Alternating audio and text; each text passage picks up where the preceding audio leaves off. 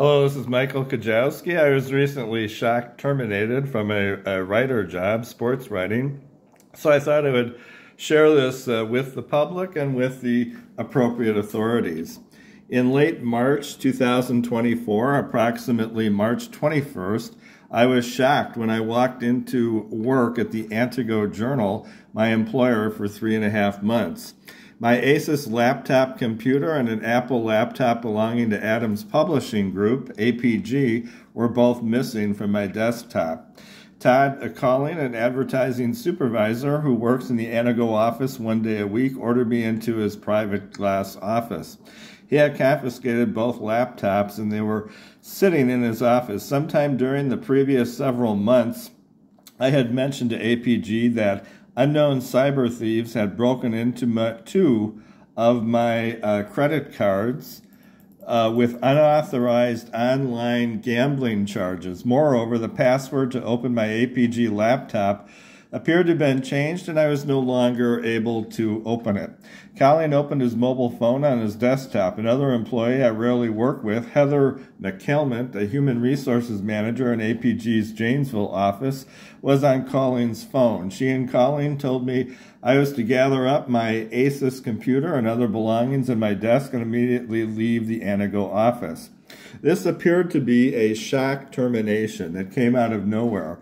There was no system of logical termination warnings leading up to this incident. It was like an asteroid slamming into my head. Both McKelment and Colleen are essentially strangers. I had been out of the office covering high school basketball games for the preceding 3.5 months. I had not received any warnings or criticism of my sports coverage since I began working at the Antigo Journal on December 11th, 2023. Subheadline, Unknown Investigation. McKelman said I was immediately suspended with pay for the upcoming 2-week period. Even though APG is not a government police agency, McKelman claimed she was investigating something undisclosed involving the mostly uninhabited Antigo newspaper office. McKelment refused to tell me what she was investigating. Colleen asked me to immediately empty my office desk. I informed him that I was dizzy and tired from being unable to sleep the past 2 nights. Another coworker I do not ordinarily work with in person very often, Karen Saman, a Janesville news editor and Madison resident, had ordered me into the Antigo office the past 2 days. I was worn out as the winter sports seasons, boys and girls basketball, swimming, gymnastics, etc., were ending. This would have been a very good time for APG to have the Antigo sports guy lay low. On the previous workday, which McKelment later claimed she had investigated, Saman ordered me to attend a repetitious phone conference in the Antigo office with no sleep. Subheadline, Phone Broken.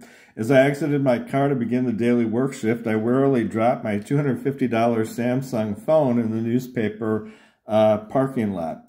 The video screen on my trusty mobile cracked apart and was irreparably broken. I had used this handy Samsung phone to photograph dozens of game score sheets for box scores and to videotape dozens of post-game interviews with coaches. This was in addition to writing up each game story in my notebook as I sat behind the scorer's table and chatted with a wide variety of fans, coaches, player relatives, and athletes in the stands. When I realized my mobile phone would no longer work, I followed Colleen's suggestion to immediately purchase a new mobile at a Verizon shop in North Antigo. I informed APG that this new mobile phone cost me $400, but APG was unwilling to pay for even a fraction of the cost. Subheadline, Gun Threats. A week later, McKelment contacted me at my apartment. She claimed my 3 coworkers in the mostly empty Antigo newsroom told her I had threatened a wise guy ad salesman named Terry Miles with a gun. I told McKelment this was untrue. I do not own a gun. I sold my last private security pistol to a gun shop in northern Georgia in March 2023. I double-checked the date on the paper receipt I saved. McKelment got the facts wrong. The alleged gun threat incident took place in a public parking lot, not inside the newspaper office. I was often out covering sports events at elementary schools and high schools, so I did not have a consistent schedule in the empty newspaper office. Despite this, for 1 to 2 weeks before I was terminated, Miles somehow anticipated my loose season-ending sports schedule. He would stand idly on break in the parking lot, puff off of a cigarette, and stare sideways at me as I parked my new 2023 Kia Forte to begin that day's sports shift. Having worked in armed security for over 5 years and in newspaper journalism for over 5 years, I have witnessed a ton of suspicious behavior. Since I have been through this type of incident on a number of occasions, instead of asking Miles not to stare at my car, I made a sarcastic wisecrack outdoors in the public parking lot about how my messy, disorganized new car was filled with guns and bombs. I also have this type of humor involving bomb and machine gun sound effects at my social media channels on YouTube and TikTok. No gun. As I removed handfuls of notebooks and brightly colored Walmart thermal food bags from the interior and trunk, I assured Miles several times in the parking lot, which is adjacent to the Antigo Library and specialty retail shops along the main drag, that I no longer owned any firearms. I have not performed serious full-time outdoor industrial security patrol work since 2009, when I left Houston to take a semester English teaching internship at a private children's academy in Busan, South Korea. I told McCalmont that when I used to carry a pistol on my thick black security belt, I was a responsible gun owner. In my entire lifetime, I have caught only one fish and have never hunted a deer or other wild animal. In childhood, my sister and I had pet turtles, rabbits, fish, cats, and dogs. I've only occasionally fired a security handgun and a shotgun at gun ranges to maintain a Texas private security license. I have never fired a gun at a person. Bright sports job evaporates. After McCalmont's initial court-martial campaign, she phoned back a week later with a series of failed attempts to get rid of me. The gist of her argument was not plausible. She asserted that I'm some sort of angry woods recluse who stumbles horribly over his own internal rage and never gets along with news sources. There was talk in the newsroom that a coach had complained at length about my sports coverage in a long phone call to Seaman. None of the coaches I covered regularly complained to me about anything. All my post-game interviews were recorded by my phones on video and stored in my laptop computer. In the recorded post-game interviews, I asked the coaches many questions, and they simply answered them. There were no protests about the sports coverage.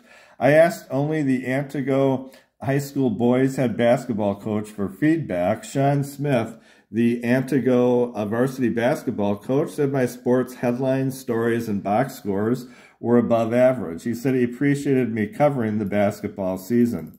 APG drowns its own newspaper. I was astounded the first time I walked into the Antigo newsroom on December 11, 2023. I witnessed a pathetic scene that I had never encountered in the past. When I joined the staff, there were only 2 advertising employees, a news reporter, and myself. Only 4 desks were in use, even though there were chairs, stools, desks, counter space, and offices to accommodate at least 25. The Antigo Journal used to be a daily newspaper. After APG bought the company, when Fred Berner, an award-winning independent local publisher, died in 2019, the once proud daily was inadvertently reduced to a thrice weekly that makes local grocery publications look super authoritative. A dozen Antigo residents complained to me in downtown shops that after APG bought the newspaper in 2019, there was never any serious, consistent coverage of local news. They expressed to me that a lone sports reporter attempting to resurrect serious, determined, award-winning journalism from a fleabag hotel like APG was akin to planning to lift the Titanic wreckage off the floor of the Atlantic Ocean.